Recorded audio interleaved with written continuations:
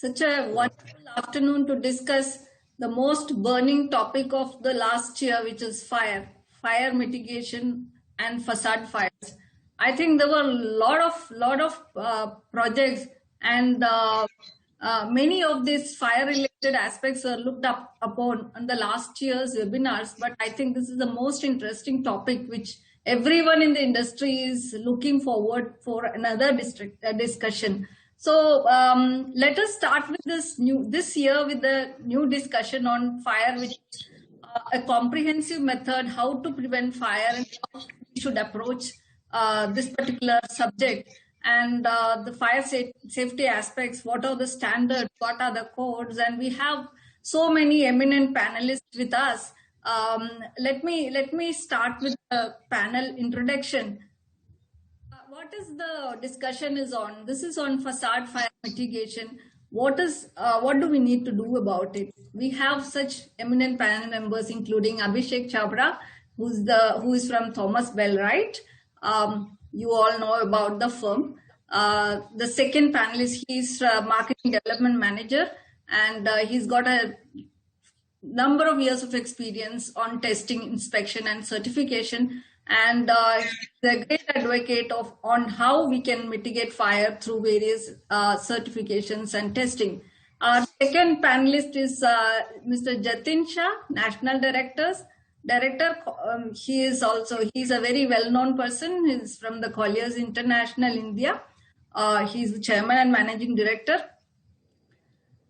So he's been managing the entire project development of multiple large-scale and very cost-effective projects from the Colliers, and he's been an architect. He is an architect with masters in building engineering from the famous SPA Delhi. And our third speaker is Ryan. He was there with our magazine. He's written many articles in our magazine. He's again a architect, having vast technical knowledge on buildings and construction and design. He's our third panelist who will be talking on fire mitigation, how the designs would help fire mitigation, and how design could be more effective. And our fourth panelist is Sanita Chaturvedi. Is the founder and director of Studio C+C. She is also from SPA and did her post-graduation from AA London. And right now she's practicing from India, and earlier she has done a lot of projects with Forstern Partners, and she was practicing in USA, Canada, Mexico, and many projects and many buildings. So our next panelist is Mr. Vishal Johan. He's again another architect with a number of projects all over India. He is an advisor to many state government projects. So he's got over 20 years of experience, and he too has given a lot of inputs on fire mitigation and construction and design aspects. He's written a number of articles in our magazine, Window and Facade. And our next speaker is Mr. Aditya. He is the Associate Vice President of Sales from the Fundamax, the well-known brand for He will be talking on materials. He's done civil engineering from Jaipur and an MBA from IIM Lucknow. So here is the most interesting and knowledgeable person whom I thought always discussing on fire and testing and whatnot. He is the regional director, Mr. K.R. Suresh. He is from the Axis Facade Consulting Private Limited. He has been with us as a panel member, advisor for the magazine, and with all other activities of the magazine. He's been part of our team right from the beginning. I think it's almost 7 years since I know him. And he is like a treasure chest of knowledge. So we thought, when I started, thinking of this topic, nobody else came to my mind. Mr. K.R. Suresh, he will be the moderator for today's event. So let's start with the discussion. The points which we are going to discuss are causes of fire in the buildings and contribution of facade materials towards fire and Codal requirement for passive fire safety, case studies, experiences of all these eminent people on how to foolproof systems, testing of systems and materials, how to certify, how to test, and how when to test, what to test. Then there is this basic fundamentals in selection of facade material, how to go about selecting facade materials. So these are the points which we would be discussing, and I am handing over the stage, the platform to Mr. Suresh. Sir, please. Good evening. Good evening, friends. Today, I think Renu has given a good intro of all the panelists. And today's session is more, see, everybody knows about fire. We know that there is fire, there are issues with fire, and there are a lot of codal requirements which happen. But I think there are some key issues which we don't address, which is basically experience through time. We have all our panelists have got great experience in terms of designing buildings and facades, and they've got in-house knowledge in terms of what happens during fire. And in Dubai, the torch towers. Sanida with the towers in in London. There are so many fires at Grenfell Towers which have caught fire, and she's done a lot of things. Then we have Vishal, who the codal requirement. He knows what the government thinks and what are the legal aspects of the fire in terms of which actually we don't understand as a facade consultant. He understands it because he's talking to the government authorities and he's making laws for them. Then we have got material specialists like we've got Aditya from Fundamax. Then we've got into project management consultancy. They are looking at it day in and day out with the clients. They're facing it from the start of the project to the end of the project. That is Jatin. So today's discussion is more of an interactive session where we are going to discuss 5 different points. The first section would be more to do with causes. What happens? What is the cause of fire? How does it affect the facade? Whether it is the facade which actually catches fire or whether it's something else which caters to the fire requirements. What happens? The second is more to do with codal requirements, where we are talking of testing. So we have Abhishek here from Thomas Wellwright, who will talk more on codes and more on how it has to be tested and what are the flaws in the industry, especially in developing countries. So and how can we tighten it? So that is something which he's going to talk about, and I think that is what we are here for. We are here to ensure that everybody has a good takeaway and they practice it in their designs. The third topic would be more to do with design aspects in terms of passive fire or fire safety. We are not going to talk about active fire safety. It will be more of passive. The last topic would be more to do with quality control and testing. So these are the 5 topics which we are going to address. So the first part, which I think we'll start with the PPT, I'll just address it in short. Then we could start with the session. Renu, if you could just put the PPT on. Just to kick off this interactive session where we know what is happening and we get a feel of it, and then we can start the discussion. So, like, these are the causes of fire. You can see the building catching fire, but there may be many aspects to it. It may be a short circuit. It may be because of the wrong materials, combustible materials which have been used, or somebody has not followed the codes, or somebody has not followed the regulations. Whatever. That is something which happens. So I would like to start. The first question is to the architects and talking about their experiences in terms of fire. So Ryan, I would like to ask you the first question where in Dubai, like, you've got a lot of experience in terms. There are a lot of fire hazards all over the world, but in Dubai there were some experiences in terms of the torch tower and all which took place, and I think the government, civil authorities, the civil, the Dubai Fire Authority taken up a lot of action on it. So I would like you to appraise people on what has happened and how do you think you can mitigate the fire hazard? Okay. Yeah, in Dubai, there have been a couple of high-profile fires in towers. One of them was the Torch Tower, and I believe that was caused by they believe it was caused by a discarded cigarette. But effectively, the problem and what caused the fire to propagate was the combustible materials within the building, specifically in that case, ACM cladding, aluminum composite cladding. Which is essentially a cladding that involves aluminum skins with either a mineral insulation core, a plastic insulation core, or a foam insulation core. And the latter of those two have been proven to be quite problematic for fire propagation. So effectively what happens is that you have a cavity behind the metal panels into the face of the exterior wall, which in these cases is probably a block wall.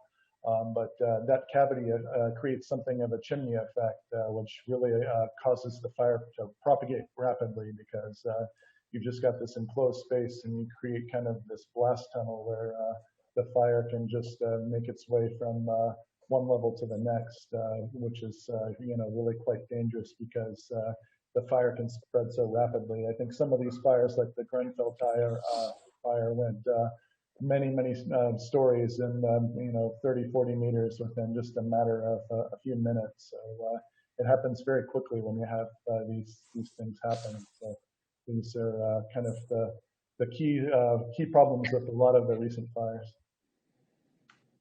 Right.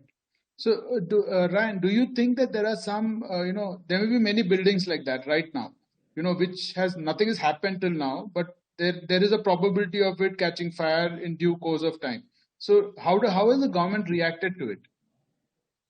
For the government, they've really taken it quite seriously. Dubai Civil Defense has become quite stringent in their requirements for new buildings. So they require very careful compliance with European norms, British standards, UL standards, particularly EN 13501-1, which takes into account the combustibility of the whole assembly. So that would include flexible flashings, air barriers, gaskets, sealants. So it's a whole assembly requirement. So they've instituted something like that because some of these fires have been caused by things that happen on balconies, either people drop a lit cigarette or somebody's grilling on a balcony. They now require that balconies be protected by fire sprinklers. They also require intumescent foam plugs in rain screen cavities. So effectively from the outside of the weather envelope of the building to the back of the rain screen, there's an intumescent piece that goes all the way around at the slab level that will prevent fire from propagating from one level to another. And they've also got some requirements that are a little bit more stringent than the international standards. So international standards will require a 915 millimeter zone of non-combustible spandrel from one floor to the next, just to keep a fire from jumping from one floor to the next. Generally, by international standards, that's only required in non-sprinklered buildings. Sprinklered buildings are generally exempt from that requirement, but in Dubai in particular, that's a requirement even for sprinklered buildings. So these are all things they're trying to do to keep that from being a problem in new construction. Yeah, thanks. Sanida, what do you think is your take on what are the causes for the fire hazards in buildings? Like I think you have done a lot of research on Grenfell Tower, where there was a big combustible materials, and I think it was a reclad, and yes. I think there were issues. So can you just brief us on that? I mean, mostly the causes are accidental. In case of Grenfell, it was a short circuit in a refrigerator, if I remember correctly. And from that, it started to spread off. The cladding had been done only a few months before. They had reclad some of the council buildings in that area and around. And once the fire started spreading, because all the panels were not, technically they were fire rated, but what happens is that the panel itself was aluminium, and the filling inside, which was there, once that started burning, had it not started to fall off on the aluminum itself, it would have been okay. But because it started to feed and ignite the burning of the aluminum panel is when it started to just spread off vertically all the way through the tower. Okay, so that means the wrong material, basically. Yes, absolutely. Wrong material. And I think also in terms of testing, I'm sure Abhishek will be able to elaborate a lot more on that. But there is because sometimes there are some places where there is some sort of ambiguity in terms of, in testing, that it's not a very clear case. Again, as I said, once the material burns and falls elsewhere, it's okay. Once it falls on itself and it ignites, that's a different matter, which True. it was difficult to imagine, but probably in the testing, they should have taken that up. Right. But generally, Abhishek, I would like to ask you this question. Who tests it? Do you test generally a building during the design stage, or, very few buildings are tested, I suppose, for fire? Well, it's a very complex question when you say who tests it, because it depends on the geography and the jurisdiction to begin with. That's the most, that's the primary area where is there a minimum requirement of compliance or conformity set in by the government. Right. You would know and realize around the whole world, everywhere, structural safety is something which is sacrosanct, it is primary. Right. And almost every country's jurisdiction would have very similar minimum requirements. Nobody wants the building to fall down, right? So that's the biggest fear. And that is the biggest fear which is known among people, and hence it has evolved a lot. Right. Fire safety and the pillars which build up and ensure fire safety is something that the whole world is learning, specifically in high-rise buildings. And the learnings have gone from various directions. But to answer your question, well, the person who is the owner of the building should primarily be the most scared of losing his asset. And depending on the type of occupancy, so for example, if it's a hotel or a hospital or a commercial building, if it shuts down for a short duration of time, the hit is very, very high, right? True. Not that the hit is not high in any other kind of building, but if a Hilton hotel or a Marriott hotel or a large international brand catches fire, they lose their global perspective. Their shares will take a hit, and there is a very high degree of risk. And hence you would see all the people who are more scared would have a more robust and a stringent mechanism in place to call for testing. And this is where I want to explain when you say who tests the building. Well, nobody really tests the building. Unlike some of the strange people who call me once a quarter saying, can you do a fire test on the site? Well, I don't recommend that because we don't want the whole thing to catch a fire. Right. But issue is, it is a tiered approach. One, who is selecting the material? There is a set of people who are defining the minimum requirements for what material can be used. Two, there is another tier where it is ensured what is being designed. So, well, you're getting different materials together. Ryan talked about so many. So there has to be a validation of the design. Right. And that validation is for a slew of properties. It's not just fire. You don't want a leaky facade. True. You don't want water coming in. You want thermal comfort. So there is a slew of requirements that comes in. Fire is one of them. Right. And unfortunately, fire is something that has the highest repercussion. People are realizing now. True. And there is a lot of tiered learning. But usually in countries like UAE or in other countries, the responsibility of testing or proving that their material is safe for several parameters of fire is of the manufacturer. Right. Because the manufacturer is claiming how his material will perform on several parameters, right? Then it is the buyer who is buying the material. The contractor is buying the material. True. There is a specifier who says this is what the requirement should be. Right. So there are several tiers involved in setting the requirements, procurement, supply chain. And then, of course, as you talked about, and you laid out very well, that we will talk about Codal requirements, who sets the minimum requirements. Right. So, I can go on. There is... It's a sequence. It's a sequence of events. Yeah, true. So if you look at 5 stakeholders, everybody has a responsibility, the developer, the True. designer or the architect, etc. Right. Now, Vishal, I would like to ask you this question on in terms of India. How I think you have been involved with the government. So Sure. how is your response in terms of awareness of fire safety in India? Fire safety awareness, yes, there are in fact, like most of the cities have chief fire officers or chief fire Right. office. It's their responsibility to certify building to be fire safe. But in most of the cases, it has so happened. In fact, I had already mentioned in my article that first is people don't want to comply to those norms laid down by CFO. Second, in case Chief if it fire is officer. chief fire officer, in case if Yeah, in case if they want to do it, they show it on paper, but actually it may not have been executed at all. And third scenario is, okay, if the local authorities are very stringent, they are adamant to give any approvals, they will install it. But then it won't remain operational during the time of emergencies. So whatever we talk of material, architect would recommend, he cannot enforce, he can only recommend. Right. Then it comes to like, finally it's in the hand of clients, like what they do with it. They may follow, they may not follow. So my question, not my question, but the way I put up this question is, what causes fire? That is not an issue.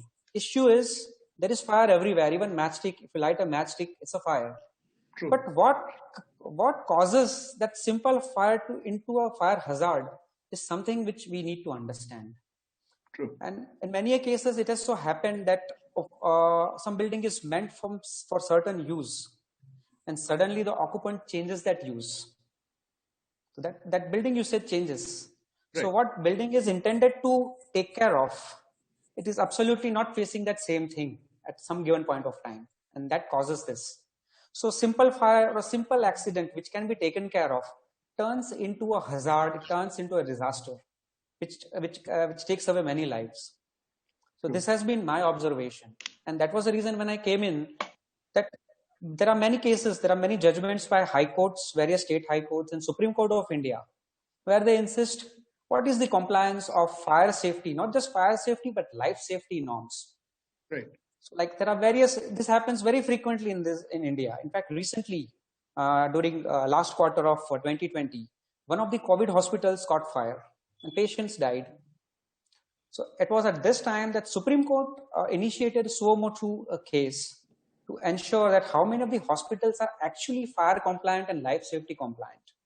Yeah, I'm just waiting for that judgment to be out. What is it that the governments have reported? So primarily what I see is norms are not an issue, but non-compliance to those norms, whether in case just on paper or like not making it operational, that is the issue. That is what I've seen till now. And You mean the reason implementation? Actual implementation is an issue. And it was during this Greenfell incident that I was working as a professor then. So as a part of our curriculum requirement, I asked all of my students to check all the most important, most known fire cases and come out with inferences. What do they feel is the reason of this fire disaster? And I think in most of I think 90% of the cases, it came out that it was non-compliance to the norms, specifically to the case of India. Right. Then we discussed WTC. WTC is altogether a different incident. It was a terrorist attack. It cannot be termed as an accident.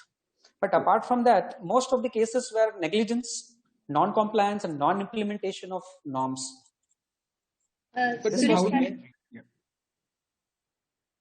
Yes, Anita. Yeah, Suresh, I just wanted to add that, as we all have kind of said that, yes, fire is everywhere. And we were talking also about the norms and not about the implementation. But I think in some things, it is still the norms that in India we need to catch up with. For instance, that when we talk about fire, we are talking about the causes. But one of the big threats of the fire within an apartment or space is the furniture. It's the upholstery. It is the internal, materials that you are using. So, say for instance, in UK, whenever you have, especially in public places, when you have furniture, your foam filling or any kind of filling needs to be non-combustible, and it has a rating system.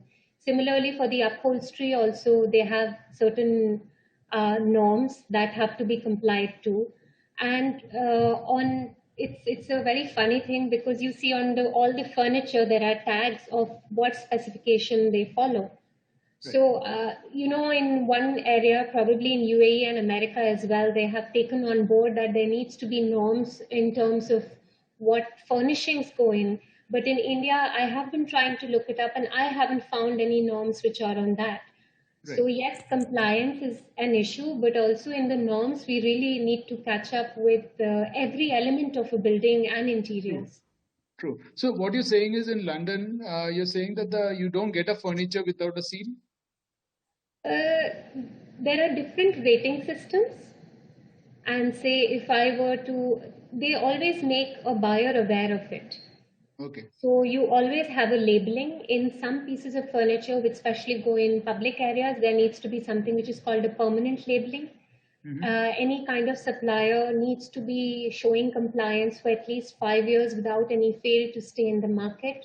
So it is a bit of a stringent. They've made it stringent so that people understand it and they are aware of it, basically. They are aware of it. So, and this also ensures of compliance. On paper, I may say that yes, this is the upholstery I have used. If someone comes to check, they don't know. But when you actually have to do a permanent tagging to it, then whoever comes to check the compliance, they are able to see and say yes, okay, if they have complied to it or not. Right. So, Sanita, in London, do they do a due diligence on different, premium apartments for fire? Like high-rise building or something like that?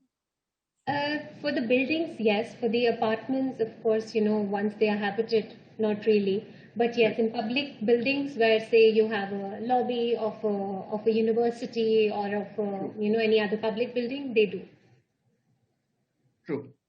Ryan, in UAE, in Dubai, do you have something like that in terms of tagging for the interior furnishing, or is it only for the exterior materials? They do have something similar, yeah. So furniture, finishes, anything that's really a part of public spaces and buildings have to comply with UL criteria or other criteria that have tested assemblies that test for combustibility, for flame spread, for smoke develop, and for toxicity. Good. I think that is missing in India. Yes, yeah, I think so. So, I think, Jatin, this is a question to you. I think you're the guy who can only educate the client, because you're there from start to end. So, Jatin, how would you consider this as a what do you say? How do you rectify this error what we have in our system? Thanks, Suresh.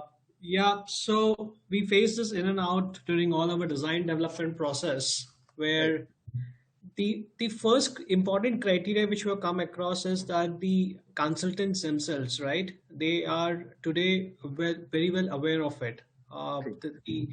It's not like and they are working together as one team and not as different teams or individuals, right? During the design meetings, we have had some of the best facade consultants who have been part of it. And since I will just reserve the discussion around the facade here.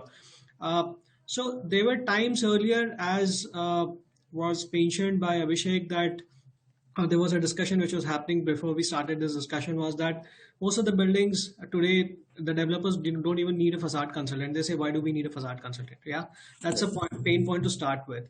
But the importance of having a right consultant, right, at the design stage itself is extremely important from a step of moving towards compliances. Because a consultant brings his value add in terms of not only getting a bright specification, getting a right material, etc., but compliance to the code. True. And India has, I would not say that we don't have codes. We are bettering the codes. NBC 2016 was a right step, where if you look at NBC 2005, if you look at fire, you look at plumbing, you look at architecture, they were not talking to each other. But NBC 2016 was an attempt to make all this, I would say, silos to talk to each other and come up with something comprehensive. So that's why you see under glazing, you have very true. about sprinklers, You're under glazing, you're people talking about refuge areas, you're talking about fire rated classes, you're talking about material, you're talking about ACP being non-combustible, because we have been very varying incidences in the country about ACP getting, so there are attempts which are being made. A lot more has to be done, which Sanita is rightly pointing out. A lot more has to be done, and I'm sure moving forward, we as a country will do a lot more on this. There are various forums which have been established by professional consultants who are working on that stage. We have, of course, done projects where we had brand standards which were available from most of the hospitality teams, and we had this compliances to soft furnishings, we had this compliances to other which were mandated to be followed, right, which are called X brand standard. Similar to that, and there were no compromises on that. If you have to follow it, you have to follow it, otherwise thank you very much. And similar situation, so I would say a lot of compliance at design stage, at implementation stage, at the tendering stage comes with the right fear of either you do it or you don't do it, right? So those times where we could take certain things as chalta hai, doesn't work today. Everyone is educated, everyone is an expert in their field, and we are all talking together as one team. So that's helping a lot. Plus, developers are pretty much well aware of codes itself, and that to me is a right step. We are moving in the right direction. We are not bad, I would say. Yeah. Let me just jump in, Suresh, if you don't mind. I'd like a few words of Jatin, and just for a few minutes, if we just set aside everything from codes and standards and testing, just set them aside. Pick up two things from what Jatin mentioned: carrot and stick. The carrot for everybody here right now, and let me be very open and blunt, is money. Okay, everybody would like to be commercial at the end of the day. True. Whatever business you are in, you need to make money. That's why you are in business. And so that's the carrot. Whose money is on the table? Everybody should be careful about the money on the table. The stick is set by the government. What is the law? What is the minimum requirement? What is it that if you do incorrectly, you will be either fined, taken to jail, or maybe thrown in the desert, or whatever, whatever the punishment is, that's the stick. And these two drivers create codes. These two drivers create specification documents. These two drivers would create commercial documents saying, well, the contractor would probably want to pass on his responsibility and liability to the subcontractor. So the main contractor say, well, the facade contractor deals with the fire approvals and makes sure that there is no fire. And the facade subcontractor would probably like to try and throw it to the material supplier. If there is a fire, you pay the bill. And all of this stems from the way the stick is configured in every geography. Coming back to your earlier question, who tests, who pays for the tests?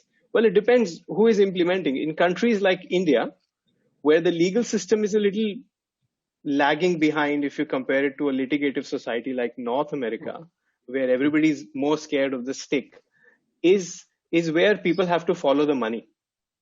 And that's where you would notice right now in today's time, airports, hospitals, large hotels, wherever the drive of the carrot is very high, which means a large international hotel cannot lose its brand name.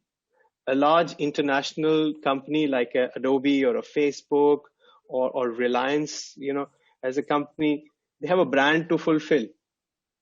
They will make sure that the commercial implication is so high that people try to follow codes. People try to dig up saying, well, I don't know how to do it, but let's look at a precedence of an NFPA or a IBC or some code, which will give some level of assurance. So I think in every project, before we even talk about specifics in technical aspects, in India, I can assure about 5% of all projects in the whole country, everything is followed to T. Everything. Because the driver is not the government's law. The driver is the money attached. So I think that is a very interesting thing for people to realize when you're trying to implement saying, well, I want to be fire safe. True. Sorry, Jatin, I just it's good. took over the screen. What you said is perfectly right. And a driver to me also is the fear of losing out to the competition. Today, the tenants themselves who want to come and occupy a particular space are themselves very much well aware of it, because we are still a very highly dependent MNC market, right? Where a lot of international clients are coming and occupying spaces. Not only that, and every developer today in the country is also worried about their own brands. We're talking about big developers, right? I'm not talking about prime two. Plus, beyond that, I would say consultants like all of you are on this panel, as well as consultants whom I've been working with, they also themselves know the importance, that why it is important for a client to have this. So if a client is having a good consultant, I can assure you, Abhishek, that the driver itself is that we need to follow the compliance. Otherwise, True. I am ready not to do this project. I mean, I've heard that from the consultants as well, and that to us gives us a lot of comfort that yes, we are in the right direction. We are not 20 years back where the situations were really not up to the speed, but today situations are perfectly fine. But you need a consultant who is rigid and who will fight with his horns out, if I can say that, because I've seen plenty of projects where consultants are so lax, they have no clue what's happening. Sorry to say, but yeah. No, the reason is because of exposure. See, the developer never calls a consultant for an inspection. Yeah. So how do you expect them to even talk? Still, I would say that a very important aspect of performance test, which Vishal was also talking about, and Suresh, you touched base upon that point as well. The performance test, you're right. Only about 5% of the projects still do a performance test of a facade, right? How important is that? We all know about it. We don't need to go out to the market even teach about it. But everyone, including students, know about how important is a performance test. But why don't we do it? We were discussing about this, Abhishek, earlier also, that do we have a right lab which is available in the country, or every time I have to rush out to Singapore or a Dubai to get my come here, right? So that becomes a pain point from a driver of cost. But if we have a right testing bed, when I say testing bed, it's about performance mock-up test. And it's not just related to one lab which is available in the Western zone, right? Which is fine. But no, I would argue. I think we are trying to create a chicken and egg. Believe me, there are 5 fire testing laboratories who don't test facades, who do fire tests for fire resistance for doors, for example. I think UL has got who uses them. A test lab. They don't have a fire testing lab in India, but the fire testing labs in India, there are 5 labs who do fire door testing. Yeah. How well are they used? It's a big debate. So I feel it's more of a chicken and egg. The amount of money someone would spend to fly down from Delhi to Chennai or Delhi to Bangalore is the same amount of money someone will spend to come down to Dubai. The amount of money people pay us for testing a door or any product for fire is the same amount of money they pay for some exact same service in India. So money is not a differential. Travel is not a differential. The differential is, do you want it or you don't want it? The mindset. Absolutely. Sorry, we are preventing Vishal to speak, so I'll let him speak. Otherwise, I just hog limelight. Okay, no, it's not that. Now we were talking about we professionals, we experts. This condition is going to go worse for some years.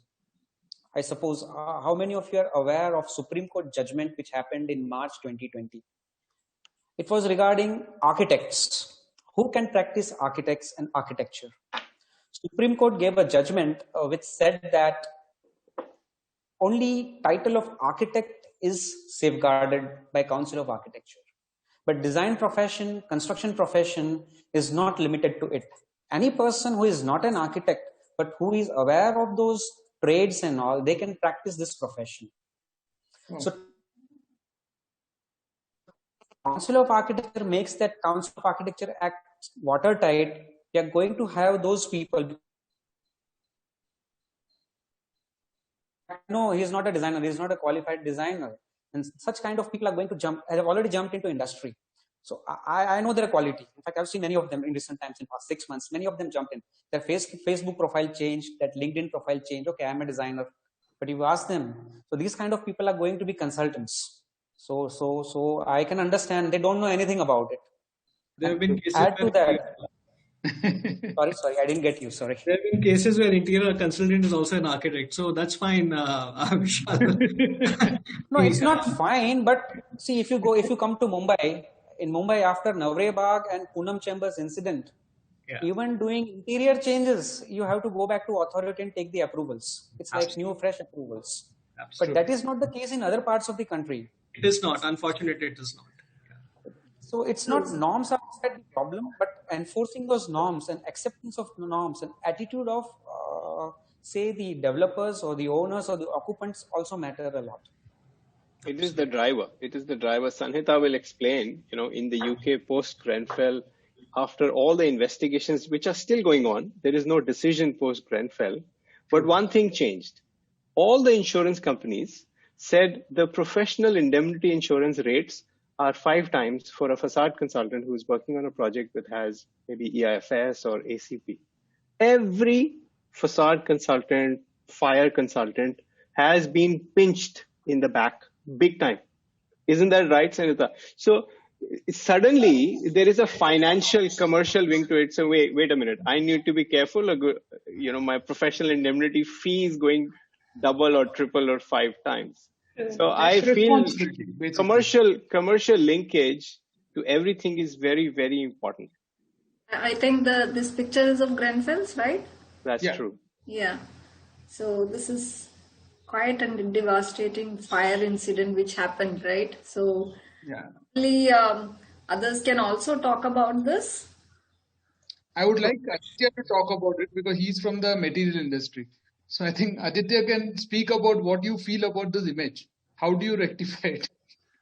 How do you think you've learned from this? Yeah, I'll just talk about it. The point is there are different kinds of materials for a facade. If you talk about general facade, you have a complete non-combustible material, which is under A1 class. You have certain components which thermally degrade, which is under the A2 class. You have a flame retardant material, which is the B class material. Then you have C, D, E, and F. I'm talking about the European norms. But the point is, it's not just because if it's an A class or a B class, it means that it is safe. So the important thing is what is the substructure behind the facade, what you have. Exactly. So when you have an opening in the dead wall, so unless you have a fire stop on the sides, the fire can easily spread. Similarly, you have to do compartmentalization as well, or else from one compartment, if you don't narrow down the fire, if you don't contain the fire, then it can easily spread from one compartment to other. So especially when you have a slab and you have the aluminum framework and you have a connecting rod. Below the connecting rod, you need to have this fire stop. There are a lot of companies like Siderise and all which are into it. So unless we prevent that, whether it's A class or B class, it really doesn't matter. True. Yeah. So as a material, how do you convince a client, or how do you get the permissions? How does a client get a permission for a high pressure laminate? Yeah. We have basically 2 grades of high pressure laminate. One is the B class and one is the A2 class. So whenever B class is generally a flame retardant product, which means that as long as you have the point of application of flame, the fire spreads. So the moment you remove it, it will automatically retard the flame by itself. But whereas you have an A2 class, which has a fiber mineral core, which is completely non-combustible. So only the thin layer of laminate on top and bottom is combustible. So that's the reason it's A2. So generally for some important projects, we still propose, the M-look panel, which is the A2 class panel. But still, because of budgets and other constraints, they may settle for Max Exterior, which is a flame retardant product. So when we have a class B product, then it's even more important to have the fire stop and to compartmentalize so that you have flame retardancy. At the same time, you contain the fire and don't allow it to spread. But does the code not affect you in terms of the NBC? Yeah. Does it not control your material in terms of permissions and approvals? Definitely, yes. But what generally happens is especially as a product manufacturer, we have certain certifications, and then we approach the facade contractor, we meet the architect, we meet the facade consultants, we try to get the approval. But what is generally happening is whatever design is being proposed, the facade contractor is slightly making alterations based on the, to comply with NBC, because NBC mostly follows the BS 467 British standards, 467 part 6 and 7. NBC is in line more or less with the British standards. So there are slight alterations and modifications that are made by the facade contractor, and then we get it again technically vetted by our technical consultant, in-house consultant, and then we move forward. So that's how it is. Yeah. Okay, good. Ryan, what do you think in terms of design when you design your buildings? Sanidha, this is for you both. When you design building, how do you take care of these materials? Like, I may use a highly, they say low VOC, as in the material. You want lead platinum or lead gold, that is fine. But how do you control this material palette with the client? I think Ryan can start first and then Sanidha can follow. Okay. Yeah, I would say as a general rule, we always try to use non-combustible facade materials, usually also because they have high durability, because a lot of the buildings we're doing have fairly long lifespans. So, those things work hand in hand. We're also generally working at a scale that induces the code requirements for preventing fire facade propagation. So, the code is, requiring us to design with non-combustible materials, with testing per E84 and so forth. So it's not so much an option oftentimes, just because of the scale that we're working on. And UAE and also in the United States, the codes are quite stringent for facade fire safety. Particularly when you're working at the high-rise scale. So, those things are kind of just induced upon us by code, kind of the stick that Abhishek was talking about. So do you find your projects in India, do you face any challenges in terms of approval of materials because of the cost? So far, no. Yeah, we've been designing buildings at a similar kind of scale and a similar quality level in India, where we're working with things that are non-combustible and fairly durable, and working with systems that are listed and tested and proven. So we convince the client. That's what you're saying. So the client will change their mindset in terms of getting a good product and longevity of the building. Exactly right. Yep. Sanidha? I think I've had a slightly different experience, because more than the budget, I think it starts with awareness. And I still feel that the awareness is something that we are all, as professionals in India, catching up with.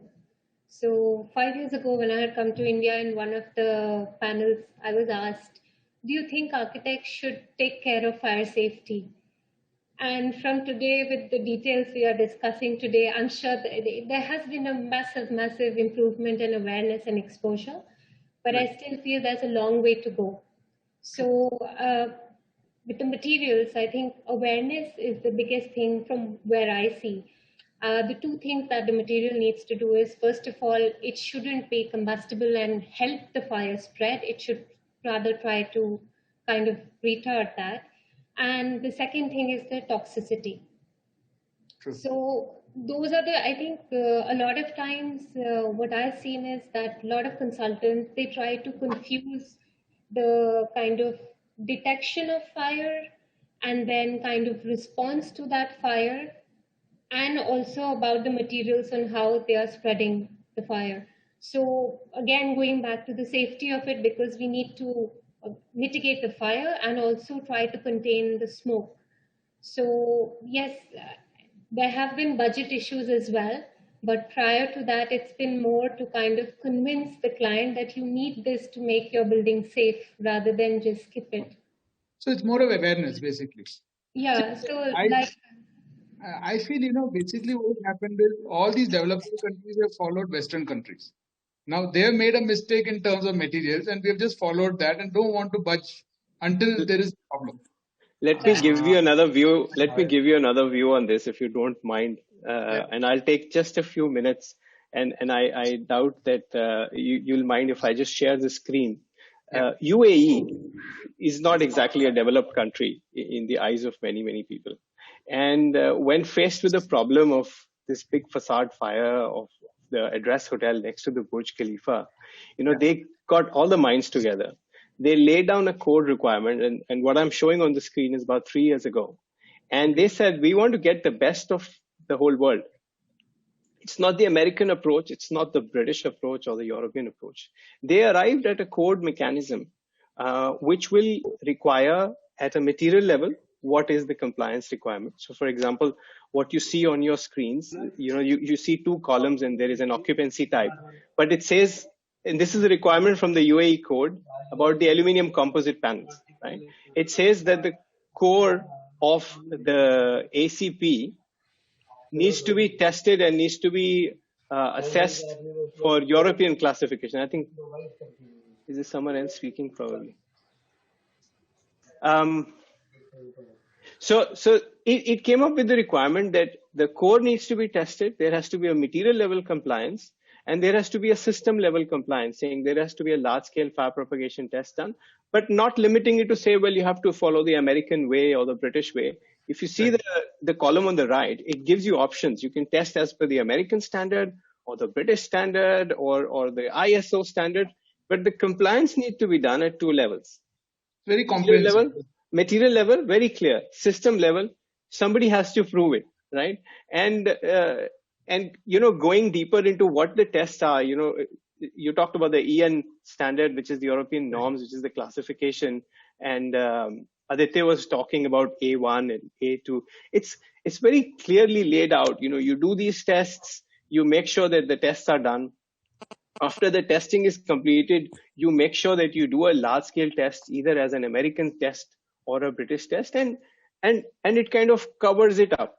And the code is very clear also about responsibilities. For the first time in the whole world, there is a code which actually has a chapter on roles and responsibilities, which, the golden thread is being talked about in Grenfell, and people in the UK saying, well, who is responsible?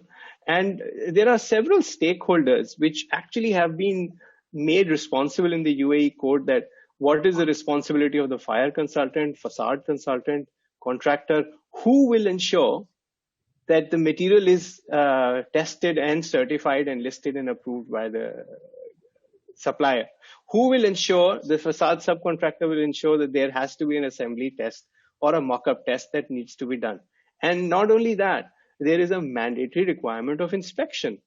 At every 20%, an incremental 20%, there is the facade consultant, the material supplier, the fire consultant signing off a paper saying this building is being ratified.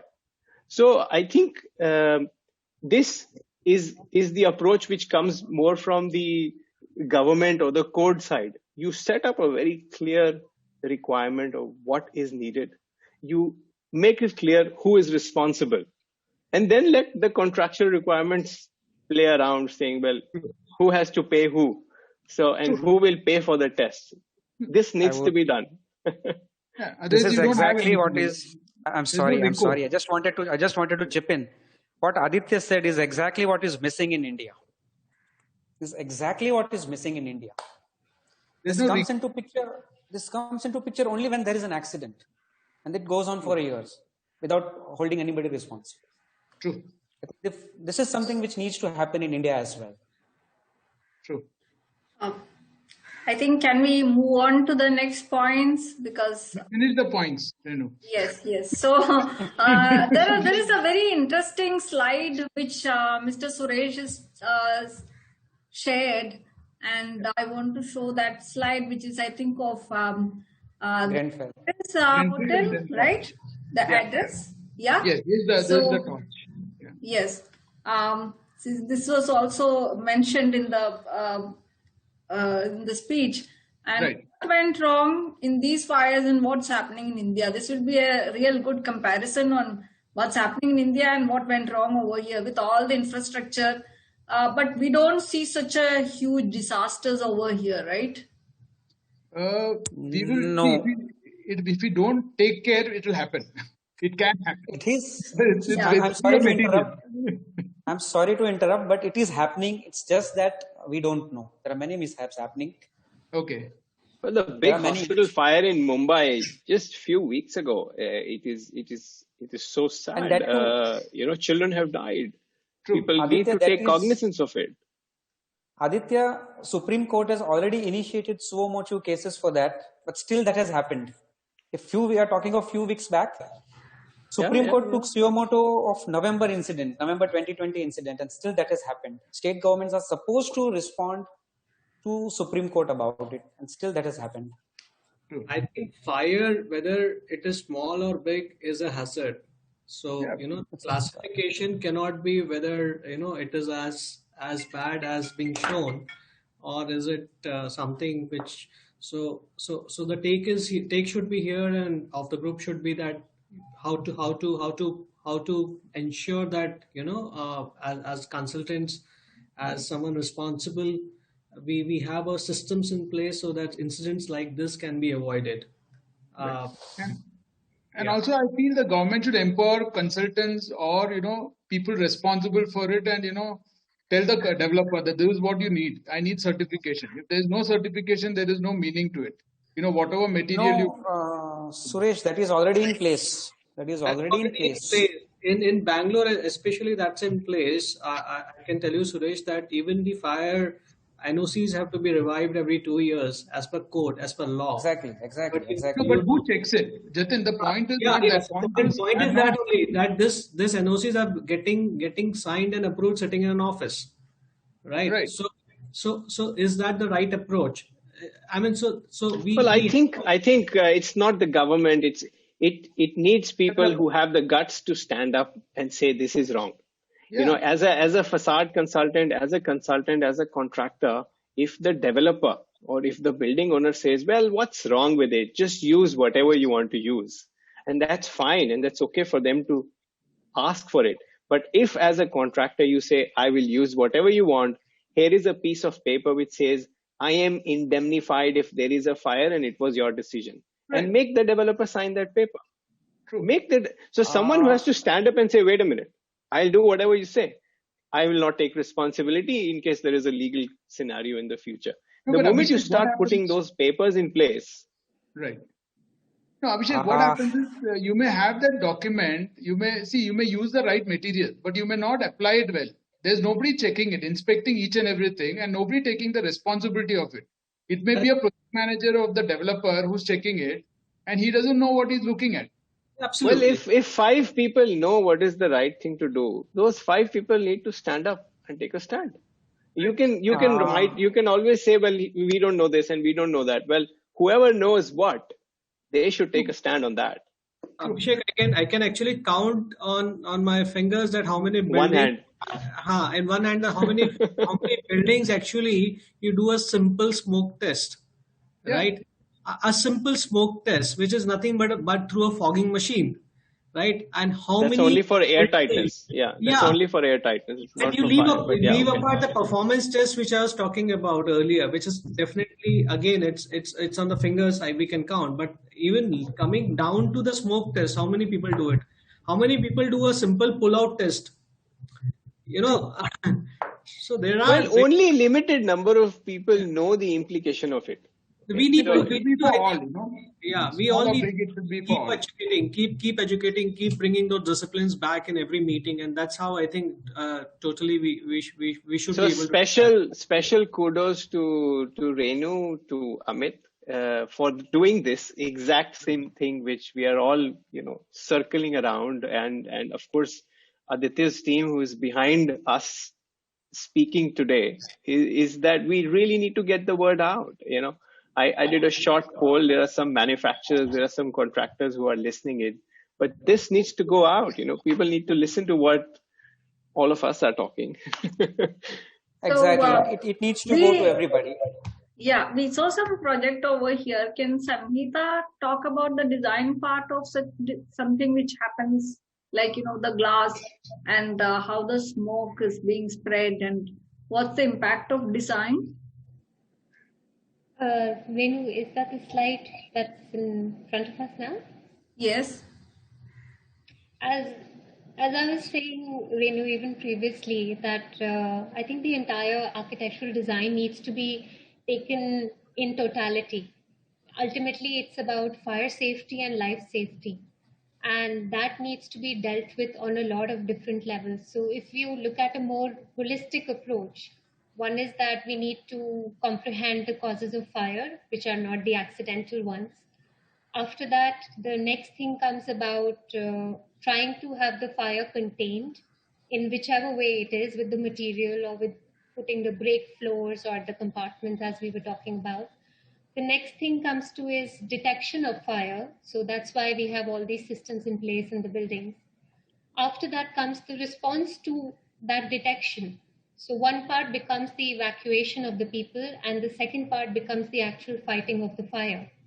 So I just feel that I think it's not just one thing that goes wrong in a building that causes the fire or the havoc in terms of the lives lost. It is a combination of a lot of different things and many more than what I just mentioned. Can And Ryan add something to this? I would just like to add one more thing that Yes, please. which has been mentioned previously in the talk is the peripheral fire barrier systems. Suresh and myself were also talking about it the other day, that it is something which is mandatory in a lot of countries. But at the same time, in many places, especially in developing countries, because we are sort of now moving from the mindset of concrete buildings with punctured windows into a lot more clad systems, it becomes even more important. So previously it was just if you have the concrete slab and the beam, it becomes a part of your fire break between two floors, which is not the case anymore when you're just doing slab to the edge for your cladding system and going up front. So in some countries, they have these kind of norms where you have to do a vertical or a horizontal fire break. I'm sure there's been a lot of discussion going on which one of the two is more kind of effective in terms of trying to break the movement of the fire. But again, just going back in terms of design, it is a combination of many, many things coming together. And it's a team effort. I think it's a team effort where the whole group, whole team needs to collaborate, and to get a good project. And it's not catch fire. Only thing, it should not have a life safety issue. That is what is important. Exactly. You can't stop a building from catching fire.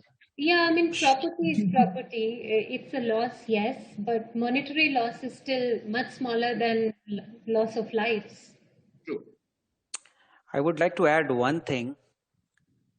As a designer, we just need not be good with design, but it's also about integrating the specialities, not just of facade, but also fire safety, life safety, as a part of our building. It's all about integrating and coordinating those specialities to make building overall for the betterment of life, so that there is life safety and fire safety, overall safety of human beings, because that should be the priority. Absolutely. I agree with everything both Sunita and Vishal have said. I think our primary role as architects is to create spaces that can be used and that are safe and are, things that people can count on. It's the built environment that we're building. So any kind of artistic qualities to architecture really need to take a back seat to that always. But that isn't to say that you can't design things beautifully. It's just that you have to focus on the problems, and you have to focus on solving the problems, and you have to solve these puzzles and work out elegant solutions to things, just like we're talking about. Sunita mentioned the slab edge conditions where you have a curtain wall system, as we often call it, bypassing the slab edge, and then there's a little bit of a gap between the exterior finish and the back of or the edge of the slab. So getting that condition to be a fire barrier is very, very important, because you need to maintain the integrity of the slab fire rating all the way to the weather envelope. Otherwise, a fire can go from floor to floor. So there's always a challenge on how to do that beautifully, but that's a really important challenge to focus on. So it's something you can't compromise. It's like, it may be a residential building. You want to fancy it as a nice curtain wall building, but you can't afford it based on the price what you're getting in that area. So you don't need to change it to a curtain wall and remove the fire stop, just to ensure that you're putting in glass. That's something that I think we should think on. That is exactly what happens with many clients. They are more interested in what is being seen. Smoke seals and floor seals happen behind the curtain wall, which is never seen. So that is exactly where it is compromised. It is exactly where it is compromised. So the only way, what I agree with you, Vishal, is that we should have the government putting norms and responsibility to consultants, saying that you are supposed to take the responsibility of ensuring that the building is safe in terms of fire in your fraternity. In terms of facade, it is a facade consultant. In terms of interior architect or the contractor. So there should be some responsibility given. No, there are already responsibilities to it, but there is one legal point to this. I don't know how many of you are aware with legal proceedings and all. Yeah. These are mandatory requirements, but they are directive. They are not enforceable. Enforceable means if it is not done, you won't be put behind the bars. But yes, you can go to court. That would be a civil.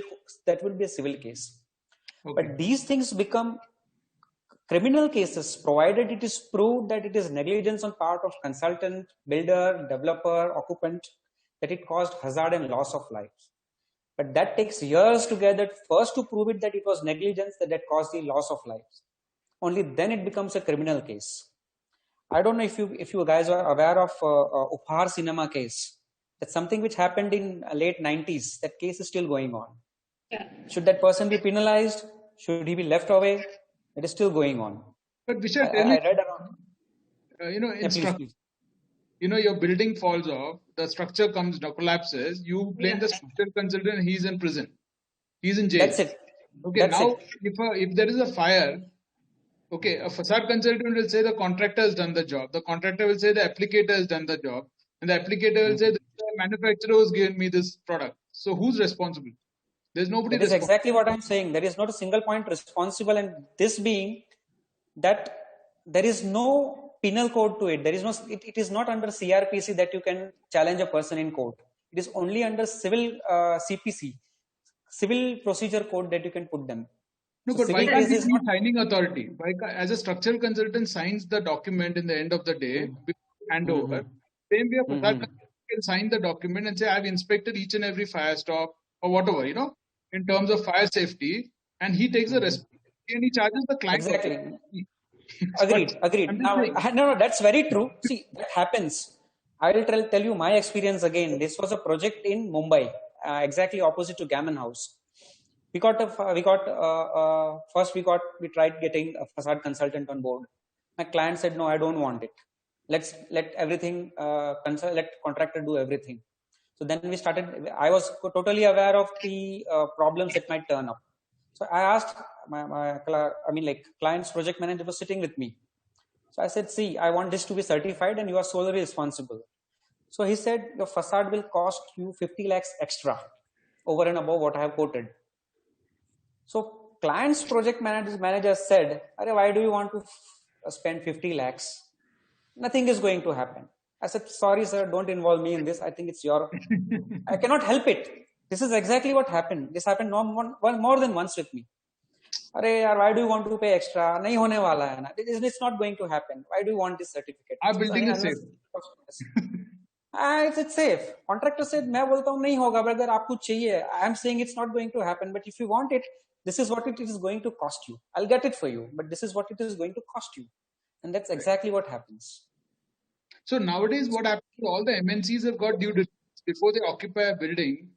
They do a due diligence before that. So basically, I have worked as what you're saying. What you're saying is exactly right.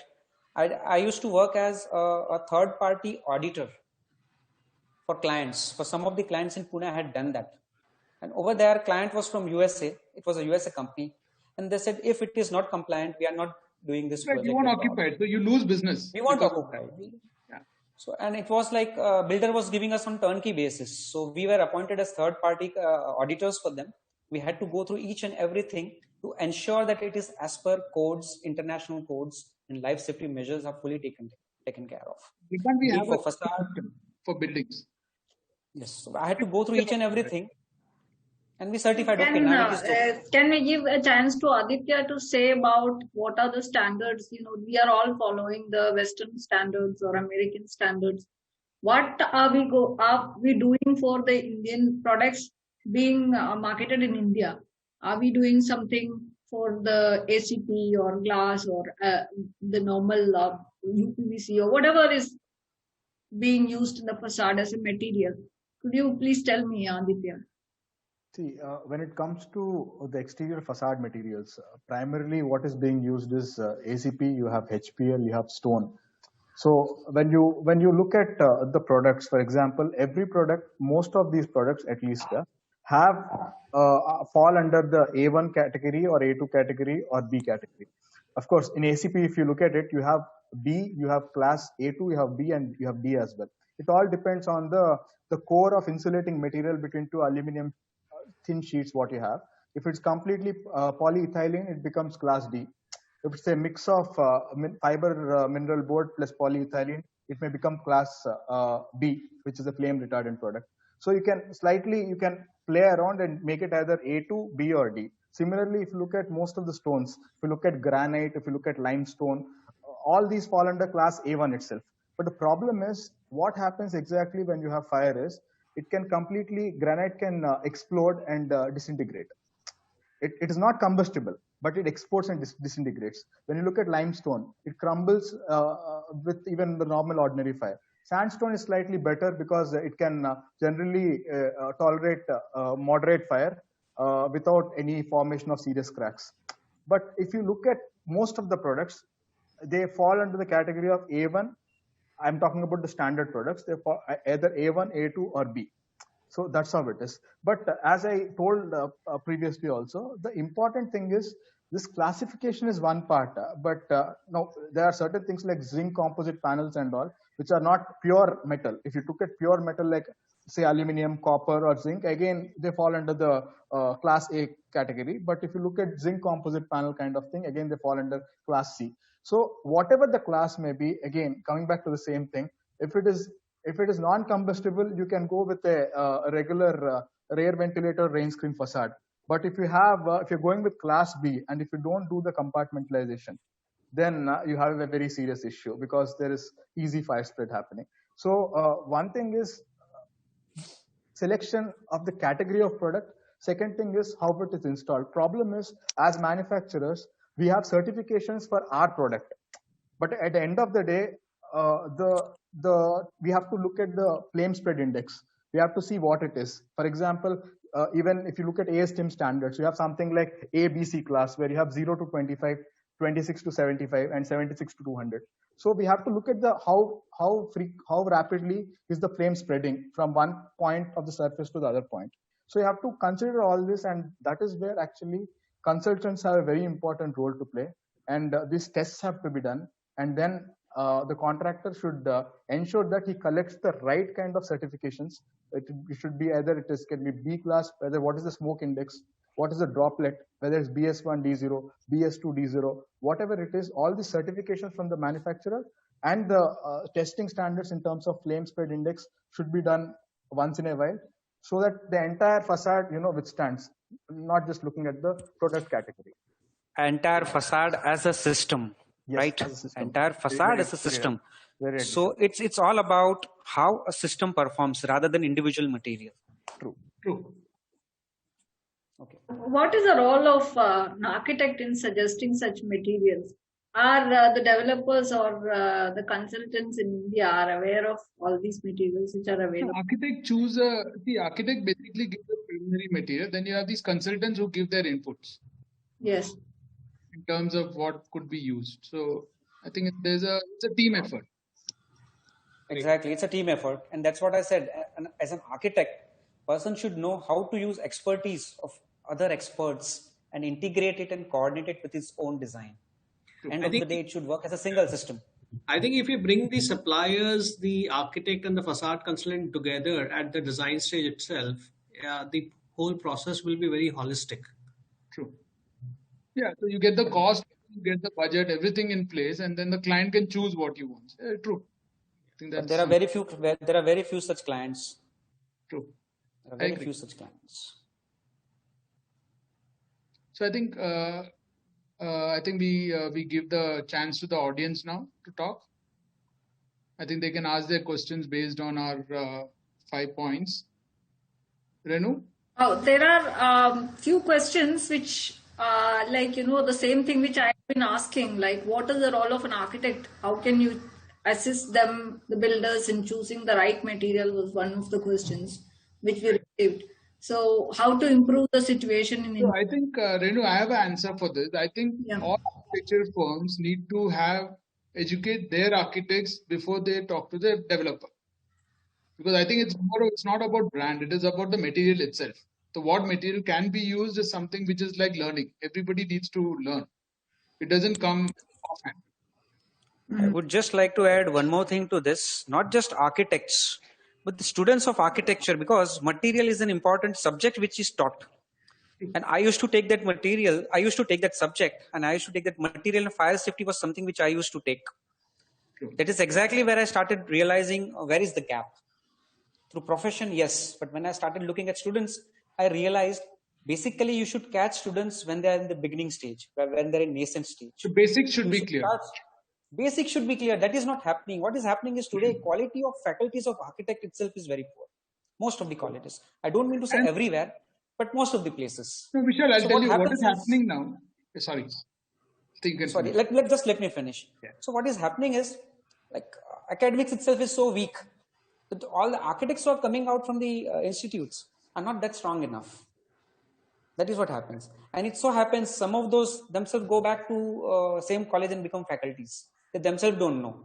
So already their foundation is weak. They go back and they put it on to some other students. So that cycle continues. True. And plus what is This happening is is where now we because of internet, you have got Google. So you basically check everything on Google, your Pinterest. So it becomes, you make a fancy picture of the building. But I always say one thing, it is information technology, not knowledge technology. It only gives you information, not the knowledge. You should know where to It's take the just knowledge. information. True. Yes, exactly. And that is where experience comes into picture. That is why experience matters, not the information technology. Ryan and Sanida, what is your opinion on this? I think this is something which is very basic, in terms of how an architect, they are the first people who design the building, right? They are the first people who give the image to the client. Would you like to go first, Sunita? No, please go ahead, Ryan. Okay. So, my feeling on this is that the architect has to take a very active role in all of these things. Even if we're not the experts in some of these matters, we need to really understand them thoroughly. We don't necessarily need to be able to, understand the kilowatts in a fire or some of these very technical things, but we need to understand the principles and we need to understand how to apply them to a design. If we don't do that, then we're just creating situations that are problematic and the problems for other people to solve. And in some cases, maybe in places like you're describing in India, maybe there isn't anybody that will solve them before the building gets built. So that can be very serious. So I think it starts with an architect that really kind of understands the fundamentals and is able to kind of integrate all of the, the different information from the different, facade consultants and others. But we also need to be kind of, I wouldn't say experts in material, but we need to understand materials very well. And it isn't just stuff that you see on the facade of a building. It comes down to the insulation, which is probably the most important. We almost always need to use non-combustible insulations like mineral wools on tall buildings. Plastic foam insulations are very, very dangerous. So an awareness of that and an understanding of that, and then also the air barriers, the flashings, the gaskets, all the other little things that can be problematic if they're combustible. Definitely, completely agree with Ryan and all.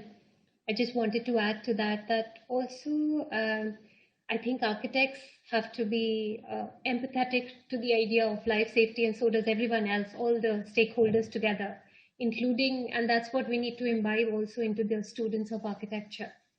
Besides that, when architects, and I guess it happens with all professionals, they tend to feel that, yes, we know everything, but that's not the case. When you are doing a building of 6 floors versus when you do a building of 60 floors, it's a very different ballgame altogether. And we always have to be very open to learning. And again, I know we were talking more about the role of architects, but it goes through to all stakeholders at all levels. We also have a very big job of trying to educate the client trying to educate the contractors, trying to educate also, even if it goes down to trying to educate the labor who works on site, because ultimately they are the ones who are executing everything. So as architects, yes, material knowledge is important, but also we have to start to impart that knowledge to all the people we've worked together in a team with. True. So there is a statement saying that the fire evacuation methods, signages play a very important role. So the second one is that the other components being used, like the wool and the material which goes in, like sealants, play important role. So that's already answered, I think. Yes. Answered this time. So any more questions, Renu? There is nothing much now. We will be getting it. Okay. Yes. So what is, Jatin wants to say something, I think. No, I am saying that it's a very interactive session which we had today. So I think a lot of takeaways from it. That's good. It's a team effort. Yeah. Wonderfully done. It's a thought process, basically. It's a thought process, and we need to together work on this. True. It's more about knowledge sharing. We know each other. It's in fact, like, this is exactly where we keep learning more. Learning is a never-ending process, which I think all professionals needs to understand. True. And that's exactly what Sanitha said. Most of the architects think that they know everything, but that's not the case. True. Yeah, one has to approach. I always mention one thing whenever I'm talking to juniors and students, that as an architect, we are not artists, or we are not artists or creative people. Yes, we are creative people, but we are professional creatives with liabilities. True. Ours is the only art. Ours is the only art which influences life of people. In all the other arts, others are just spectators. They just come and see and they go. But ours is an art where people live with it. So we are professionals with liabilities, creative professionals with liabilities. We should not forget that. Taking a cue from that, I think the professional liability clause, if it's included in all the consultant contracts in the country, that might be also. It's already started, Jatin. We are already doing it for projects. But again, Suresh, as you mentioned, we were talking about how many of them. Let's count on the fingers. True. Right? But if it's made a norm, if an AI Architect, Association of India or the Structural Association of India or every consultant take a bold step up and say that let there be a professional indemnity clause, like we have it in outside country. Every other country has a professional PI clause. True. COA is, sorry to interrupt you, but Council of Architecture is in process of initiating these processes. Yeah. After what happened because of Supreme Court judgment, I think they're in process of amending the Council of Architects Act. It goes back to carrot and stick story of theory of Abhishek. So it has to be. Has to be. I really wonder how many of our houses in India has got even the simplest form, like a fire extinguisher kept at a reachable place in the houses. It may be in the storage. So you won't find it. Storage or expired. Storage or even expired. Yeah, exactly. Yeah. Storage and expired, whether it is in working condition or not. You forget house, it's